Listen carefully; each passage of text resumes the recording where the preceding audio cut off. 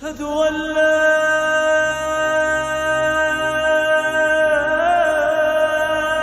إله إلا الله۔ آج کی کلاس کے اندر میں اور آپ سورۃ البقرہ کی آیت نمبر 203 سے لے کر 204 تک اس کا ترجمہ اور مختصر تفسیر سمجھنے کی کوشش کریں گے۔ اللہ رب العالمین فرماتے ہیں وَاذْكُرُوا اللَّهَ، آپ کو مل گیا؟ اچھا جزاک۔ اور اللہ تعالیٰ کو یاد کرو فی ایام معدودات، گنتی کے چند دنوں میں، فمن، پس جو کوئی، تعجل، جلدی کرے، فی یومین، 2 دنوں میں، فلا اسم، پس نہیں ہے گناہ، علیہ، اس پر، ومن تأخر، اور جو کوئی تاخیر کرے، فلا اسم، پس نہیں ہے گناہ، علیہ، اس پر، لمن اتقاہ، اس کے لیے جس نے تقوی اختیار کیا، واتقوا اللہ، اور اللہ تعالیٰ سے ڈر جاؤ، وَاعْلَمُوا، اور جان لو تم، انکم، بے شک تم، الیہ، اسی کی طرف، تحشرون، جمع کیے جاؤ گے، اکٹھے کیے جاؤ گے، وَمِنَ النَّاسِ، اور لوگوں میں سے بعض، مَن يُعْجِبُكَ، جن کی پسند آتی ہے آپ کو، قولہ، ان کی بات، فی الحیات الدنیا، دنیا کی زندگی کے حوالے سے، وَيُشْهِدُ اللَّهَ،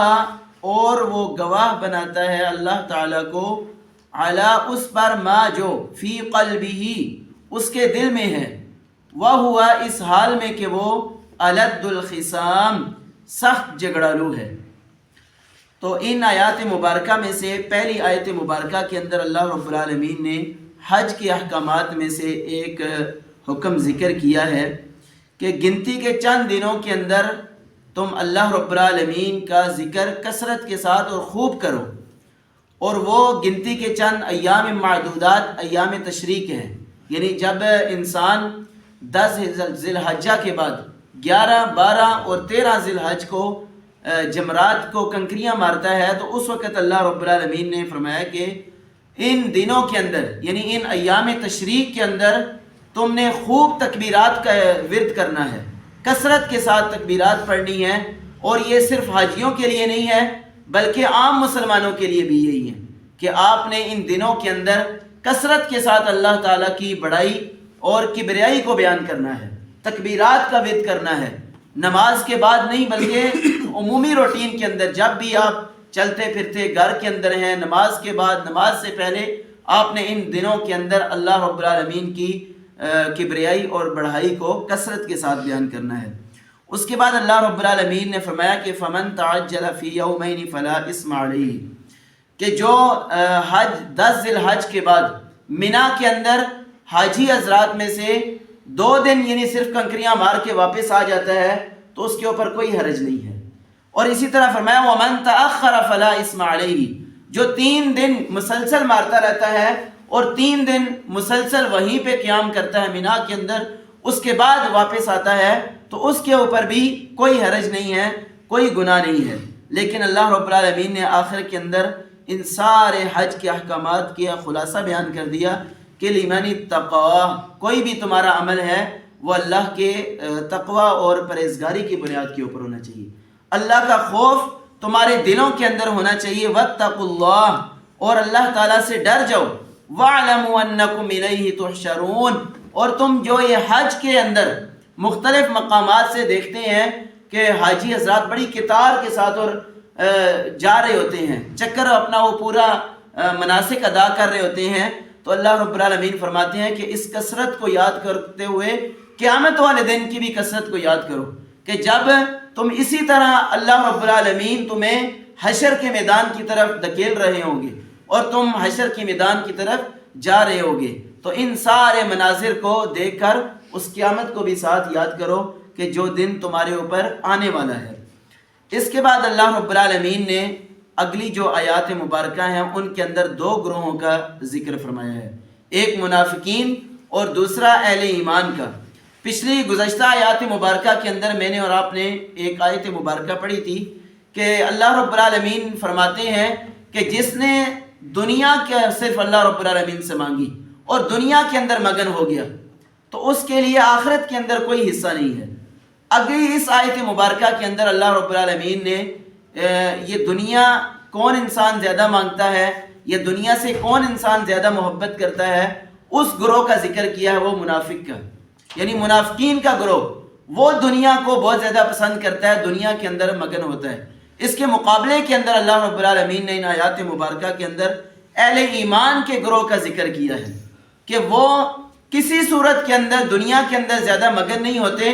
بلکہ ہر معاملے کے اندر دین کو ترجیح دیتے ہیں، آخرت کو ترجیح دیتے ہیں۔ اور پچھلی آیت کی مبارکہ کے اندر اللہ رب العالمین نے مجھے اور آپ کو یہ دعا بھی بتائی تھی کہ ربنا آتنا فی الدنیا حسنہ وفی الآخرۃ حسنۃ وقنا عذاب النار،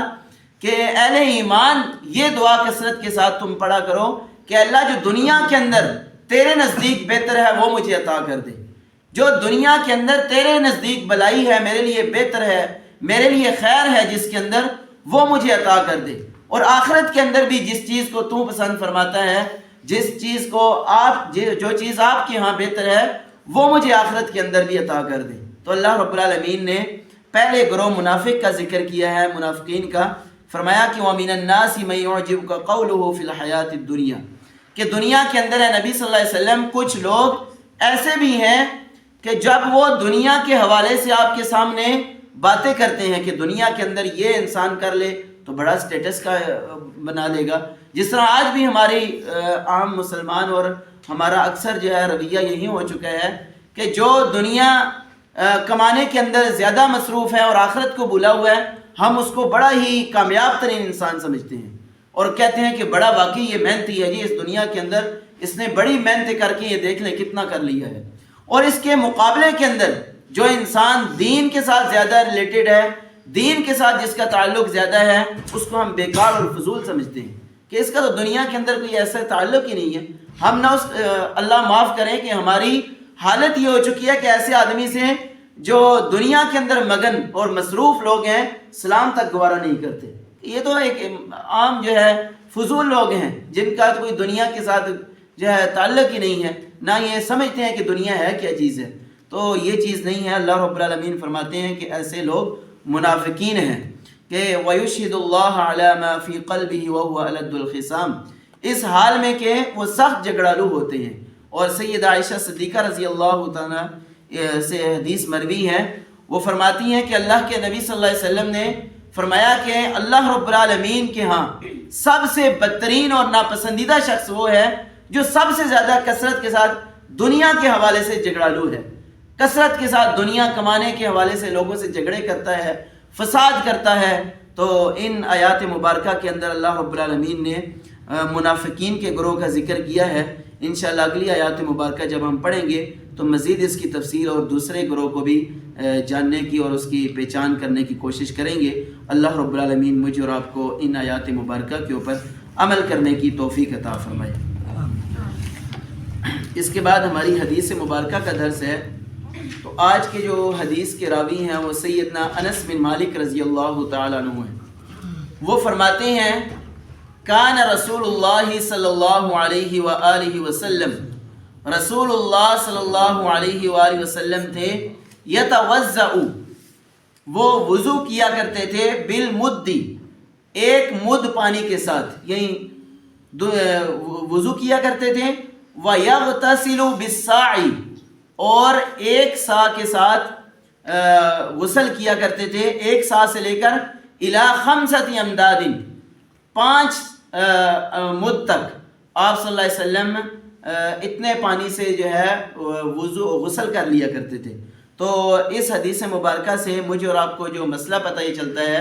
کہ پانی بے شک آپ طہارت حاصل کر رہے ہیں، وضو کر رہے ہیں، غسل کر رہے ہیں، تو اس کے اندر میرا اور آپ کا پانی استعمال کرنے کا جو رویہ اور طریقہ کار ہونا چاہیے وہ جتنا اسراف سے بچنا چاہیے۔ اللہ کے نبی صلی اللہ علیہ وسلم نے ایک صحابی رسول کو دیکھا کہ وہ سمندر کے دریا کے کنارے بیٹھ کر وضو کر رہے تھے تو پانی کا اسراف کر رہے تھے، تو آپ صلی اللہ علیہ وسلم نے فرمایا کہ پانی کے اسراف سے بچو. تو اللہ کے نبی صلی اللہ علیہ وسلم کے صحابی آپ سے کہتے ہیں کہ اللہ کے نبی صلی اللہ علیہ وسلم سمندر کے اوپر بھی بیٹھ کر پانی کا اسراف ہے؟ فرمایا جی ہاں، اگر تم اس کو بھی زیادہ کرو گے تو اللہ رب العالمین کی ہاں یہ بھی بات ناپسندیدہ ہے. اور آج دیکھ لیں کہ ہم نے جب اس نعمت کی بے قدری کی ہے تو اللہ رب العالمین نے اپنی رحمتیں بھی چھین لی ہیں. اور راول پنڈی کے جو رپورٹ ہے کہ 45 دن تک کا صرف پانی سٹاک رہ گیا ہے. تو مزید جو ہے ہمیں اب اپنے گناہوں کے اوپر ندامت اختیار کر کے اللہ سے اپنے گناہوں کی بخشش مانگنی ہوگی، نہیں تو مزید دن بدن اللہ رب العالمین میرے اور آپ کے اوپر اپنی گرفت جو ہے سخت کرتے جا رہے ہیں. اور یقیناً میرے اور آپ کے لیے یہ لمحہ فکریہ ہے، اور میری اور آپ کی ان حالات کے اندر کوشش یہ ہونی چاہیے کہ اللہ کے ساتھ زیادہ سے زیادہ تعلق اپنا مضبوط، استغفار کثرت کے ساتھ، اپنے رب سے جو ہے کثرت کے ساتھ اپنے گناہوں کی معافی، تب جا کر اللہ رب العالمین ان مختلف آزمائشوں سے مجھے اور آپ کو بچا سکتے ہیں. ادروائز میرے اور آپ کے لیے بڑی مشکل حالات کا سامنا مجھے اور آپ کو کرنا پڑے گا. اللہ رب العالمین مجھے اور آپ کو عمل کرنے کی توفیق عطا فرمائے. وآخر دعوانا الحمد للہ رب العالمین.